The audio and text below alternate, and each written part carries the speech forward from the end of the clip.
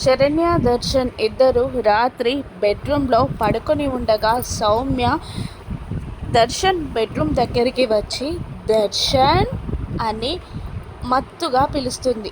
దాంతో ఆ voice modulation Darshan చేతికున్న bracelet ద్వారా దర్శన్ చెవిలోకి వెళ్ళి వశీకరణం అయిన వాడిలాగా ఒక్కసారిగా లేచి కూర్చుంటాడు దర్శన్.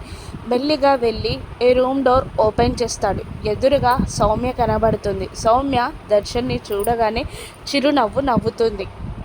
దర్శన్ మాత్రం ఏదో ట్రాన్స్లో ఉండిపోతాడు. ఇలా రా దర్శన్ అని అంటూ దర్శన్ చెయ్యి పట్టుకొని తీసుకెళ్ళి సోఫాలో కూర్చోబెట్టి తను కూడా పక్కనే కూర్చొని దర్శన్ నాకు ఆకలేస్తుంది దర్శన్ అని అనగానే ఎదురుగా ఉన్న ఒక యాపిల్ని కట్ చేసి తిను అని ఇస్తూ ఉంటాడు దర్శన్.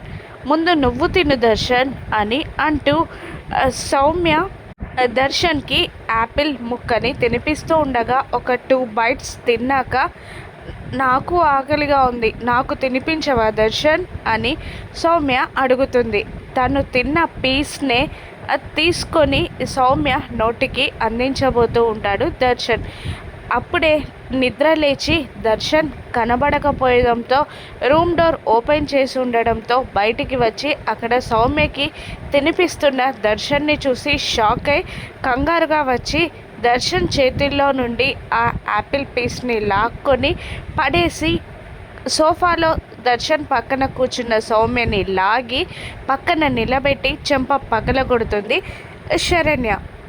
సౌమ్య షాక్ అవుతుంది. అంతటితో ఊడుకోకుండా దర్శన్ వైపు తిరిగి ఏంటండి ఏం చేస్తున్నారు మీరు అని అడిగేసరికి ఈ ప్రశ్నలు అడగడానికి నువ్వెవరు అని అడుగుతాడు దర్శన్ శరణ్యని. నేను మీ భార్యనండి అని శరణ్య అంటూ ఉండగా కాదు నా సర్వస్వం సౌమ్యనే అని అనేస్తాడు దర్శన్. దాంతో శరణ్య షాక్ అవుతుంది. సౌమ్య నవ్వుతుంది. దర్శన్ వశీకరణలో ఉన్నాడని దానికి కారణం బ్రాస్లైట్ అని శరణ్య ఎలా తెలుసుకుంటుంది? ఇప్పుడు ఏం చేస్తుందో రాను ఎపిసోడ్స్లో చూద్దాం. Thank you for watching.